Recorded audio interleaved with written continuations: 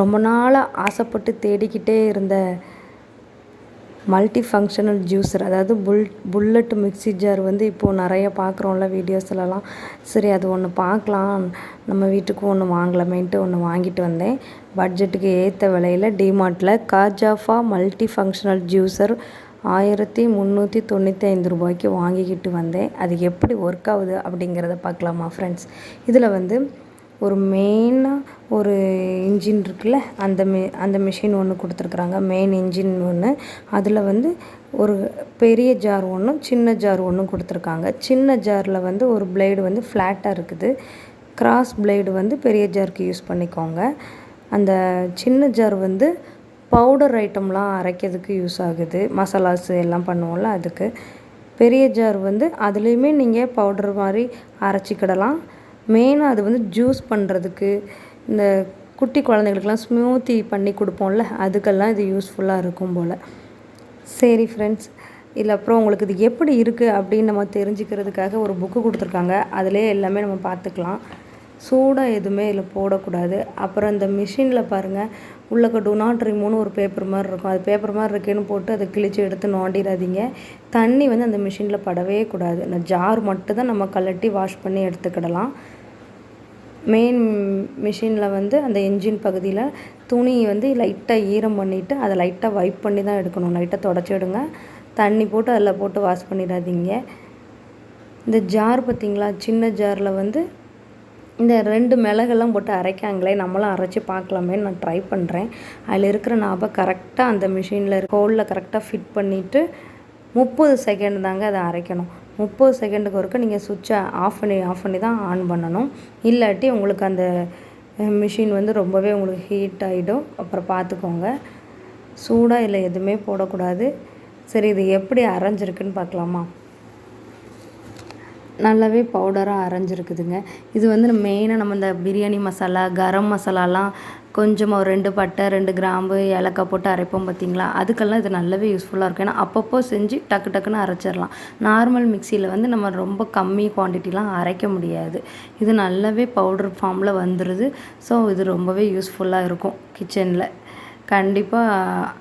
ஏன்னா நம்ம நிறைய திரிச்சு வைக்கும் போகும்போது உங்களுக்கு வந்து அது ஸ்மெல்லாம் அதில் உள்ள நறுமணம் போயிடும்.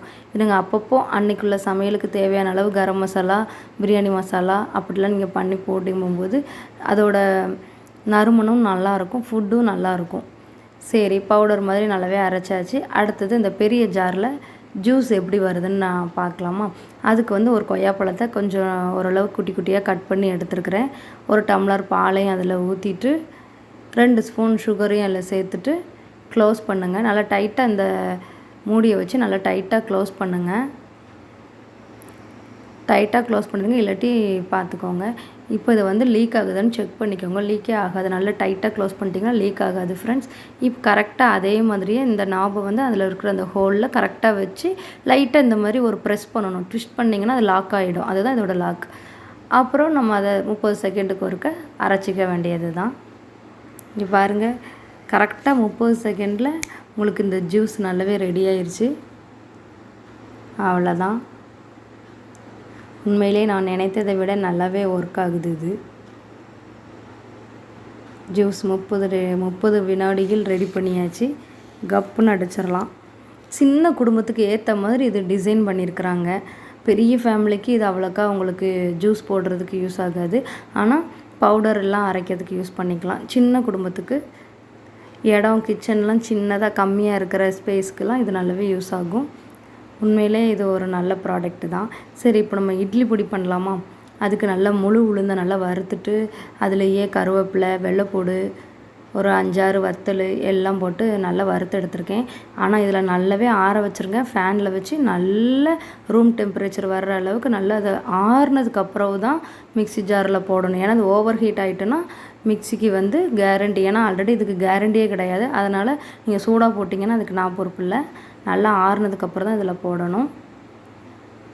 இது நான் அதே மாதிரியே வச்சு நல்லா லாக் பண்ணிவிட்டு சுவிட்ச் ஆன் பண்ணுங்கள். லைட்டாக 30 செகண்ட் விட்டு திரிங்க. கொஞ்சம் உங்களுக்கு லைட்டாக சிக்கிற மாதிரி இருந்ததுன்னா ஆஃப் பண்ணிவிட்டு ஸ்பூன் வச்சு லைட்டாக கிளறி விட்டுக்கோங்க. நல்லாவே ஆனால் நல்ல ஃபைன் பவுடராக ஆயிடுச்சுங்க. உங்களுக்கு வந்து கொரகொரப்பாக வேணுமா இல்லை நல்லாவே மையம் அரைக்கணுமான்னு நீங்கள் பார்த்துக்கோங்க அந்த கன்சிஸ்டன்சி. ஆனால் உண்மையிலே நல்லா வருது, நல்ல பவுடர் ஆயிடுச்சு. மணக்க இட்லி பொடி நொடி பொழுதில் நம்ம ரெடி பண்ணிட்டோம். உண்மையிலே இது வந்து எல்லா வீட்டுக்கும் இருக்க வேண்டிய கட்டாயமான பொருளில் இதையும் சேர்த்துக்கலாம் ஃப்ரெண்ட்ஸ். உங்களுக்கு வேணும்னா இதை தைரியமாக வாங்குங்க, எனக்கு ரொம்பவே பிடிச்சிருக்கு. ஓகே ஃப்ரெண்ட்ஸ், இன்னொரு வீடியோவில் சந்திக்கலாம். பாய்.